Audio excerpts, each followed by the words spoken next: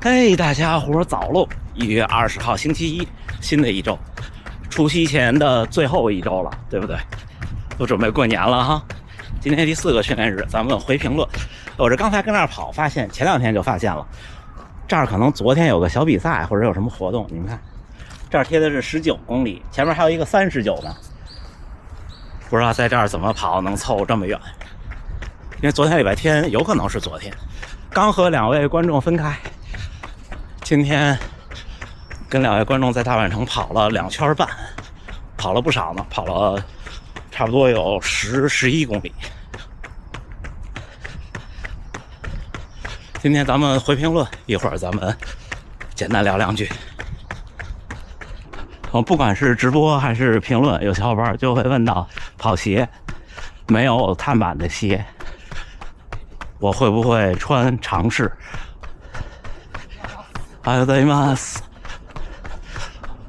我现在穿的很少了，几乎没有了，因为就是我其实不是说穿没有板的鞋就怎么样，或者穿有碳板的鞋就怎么样，主要是我现在的鞋就是兼顾训练和比赛。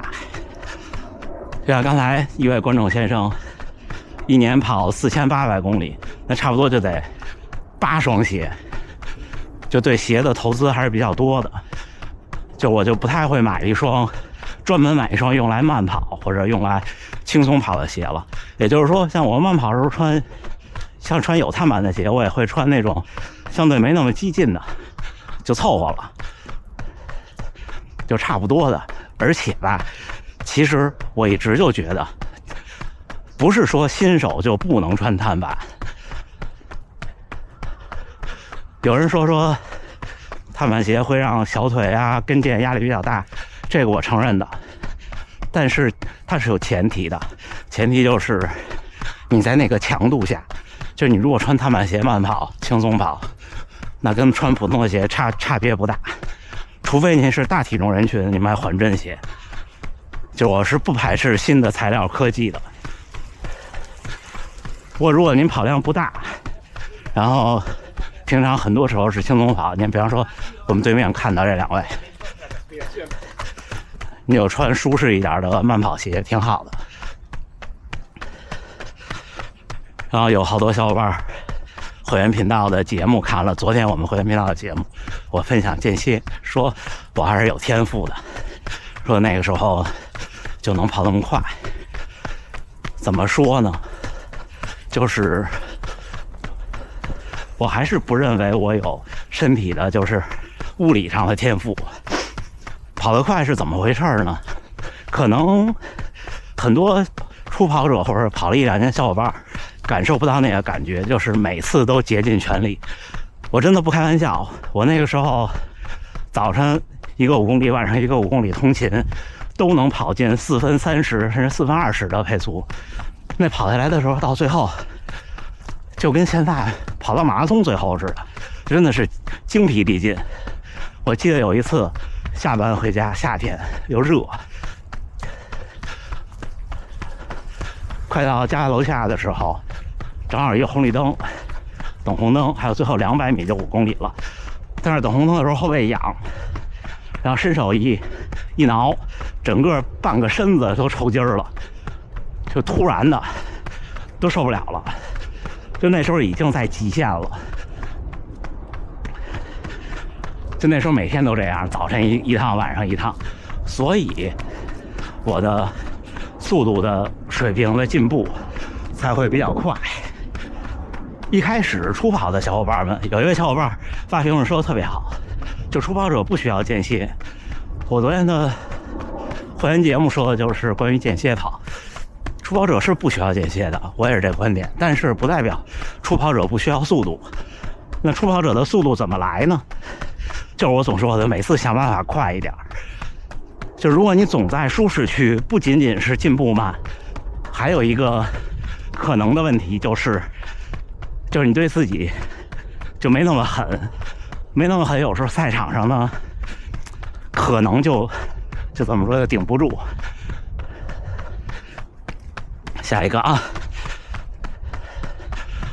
有1-2位小伙伴都说冬天加了强度，然后有伤痛。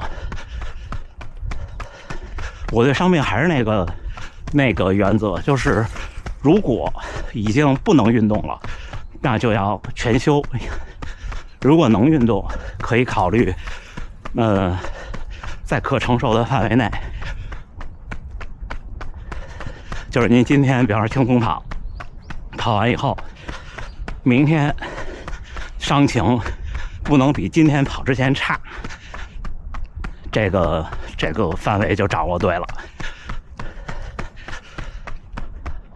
但是如果是急性伤，比方说被车撞了，或者摔了，或者扭伤，一定要去看医生。然后看看啊，有小伙伴说昨天那个话题，关于落地，说这也跟垂直振幅有关系。说的对的。你看我那天那个10公里的比赛，我的垂直振幅比只有3.3，但是垂直振幅这个事儿，还是你不能单独看，你要看垂直振幅比，就是你向前和向上的这个比，因为你光看垂直振幅是不科学的。不过呢，确实就像那天我说步频一样，有些小伙伴是会不经意的跳着跑，这个您找朋友拍一下，就您正常跑拍一下您的跑动，自己就能看出来。但是我还是那个话，就是这叫什么跑步动态数据，就以前手表都测不了的那些，大家都不用太在意。不管是垂直振幅、左右平衡这些，就包括左右平衡，有小伙伴问，我就回答的就很直接，我就说，如果在现实生活中没有任何人跟您说您是不是长短腿啊，就完全不用管。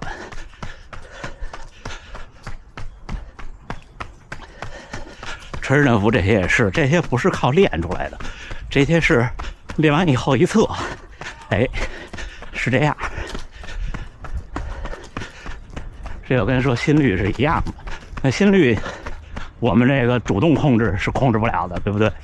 它都是被动练出来的，它是一个训练的结果。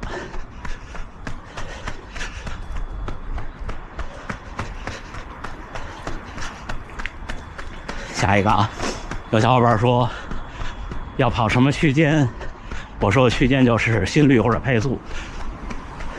这点上我其实没什么经验，因为我从开始跑步到现在，我也不看区间，我就看体感。就像我刚才说，刚开始跑步，我想每次都快一点的时候，那每次5公里都能跑到180心率。那如果要看区间就别跑了。或者说你马拉松，当然如果您是为了健康锻炼身体无所谓，您如果为了比赛，不管是什么长度的比赛，你都是得要那个成绩。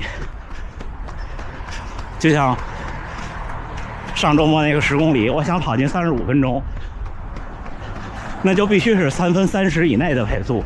那配速就算不在您那个，就算那配速已经超过您的最快区间了，那你不也得朝那方向努力吗？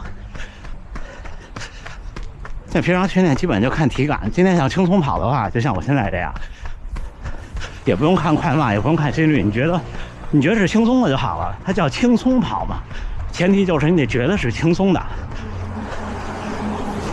如果你的手表告诉你你现在是轻松跑的心率，但是你觉得你特别累，那也没有意义。所以就看感觉就好了。有小伙伴说，3月份有半马比赛，有目标，但是呢，春节因为回去过年要停跑几天，怎么办？但是其实我觉得好像现在没有什么可能性说您在生活过春节这个地方不能跑步，肯定都可以跑步的。就是马拉松这个事儿，还是我刚才说对自己狠的这个观点，不是说让你就非得掉皮掉肉不掉队，对吧？不是这样的。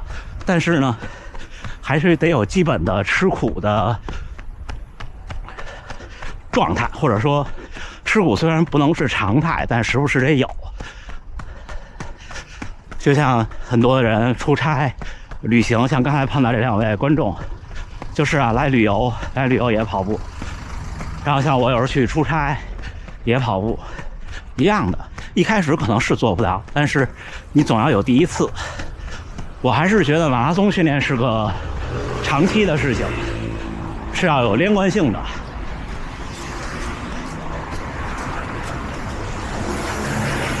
不过如果真的说因为什么情况就必须要停一段时间，生病也好，或者各种特殊情况，也不用太紧张，差不多。如果您停1-2周，那差不多恢复回来也需要1-2周。但是如果您停2-3周，甚至1个月，那恢复过来可能就得2个月或者1个半月。就停的时间越长，恢复的时间就得放大。在2-3天的话，问题不大。不过半马比赛比较特殊，半马比赛是有的时候就是看那个临场的状态，还有就是你最近训练猛不猛。它还是一个强度游戏，它不像全马，全马其实真的是一个能力游戏，就是你几分能耐，你差不多就这样。你不管是这2天训练的不好，还是哪怕说你早晨没吃好，只要没生病，在全马赛场上，人和您就是您的成绩和您的能力不会差太多。但是半马10公里这种不行，我还是建议能持续下去。然后最后一个就是小伙伴说，马拉松的时候还是崩，说平常训练1次10公里，然后周末的长距离是半马。然后我就说，我还是我那观点，就单次训练的长度对马拉松的帮助是在普通人里是最大的，几乎没有之一，因为它就是一个习惯。如果你每次的训练都是15-16公里，那你肯定不会恐惧半马。如果你每次都是20公里，你肯定就不会恐惧30公里，以此类推吧。就是要让自己陌生的那一步越晚出现越好。我跟他讲，我说，您看您平常10公里，那马拉松是40公里，您的长距离只有一个半马，但你跑到25公里的时候，怎么办呢？一般马拉松为什么很多人第一个极限在24公里左右？因为大部分我们平常训练可能也就是10几公里，因为大家都有工作有生活时间呀什么的。你想你就算是4分配跑一个15公里也得1个小时，所以这就是普通人和专业运动员的区别。你看专业运动员每周可能都得有40公里的长距离的大课，他不管这40公里快慢，关键是还不慢，对吧？那如果你每周都有40公里的大课，那42公里的马拉松就不算什么了。但是这个普通人做不到，所以我这些年的经验就是每次跑得长一点，甚至可以不管快慢，这样你到赛场上你一看，哎，现在比方说18公里，然后一想，哎，我现在你看今天已经17公里了，那我可以再跑一跑了，对不对？心态不一样。行，我准备的都回完了，这周末就是大阪的半马，咱们训练后再聊。哎，1月20号星期一清晨，今天晚了，今天都7点52了。训练结束，最后一个训练日跑了18公里，今天就是纯轻松跑，平均配速5分11，心率133。哎，今天因为昨天夜里下雨，今天一起来这感觉有点结束冬天的感觉了，没有那么刺骨的冷了，也不像前几天那么大风了。我们基本上就是每个第4个训练日会评论，但是如果有比赛呀或者一些特殊的情况打乱，那就少一次。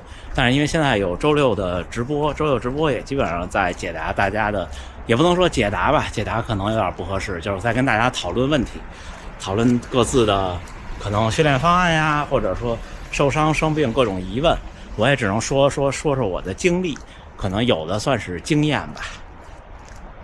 总之就是马拉松相对的时不时给自己找点麻烦，给自己吃点苦，没有坏处。但是总生活在吃苦里呢，可能大家也谁都扛不住，我也扛不住。就这么回事儿。行，明天是我的休息日了。我一般休息日就是轻松跑个3-5公里，最多了。就全休一天。昨天下午还做了室内训练和出来跑了几公里。这4天跑的挺多的，21、26、可能是23再加21再加6，然后今天是18。差不多这样。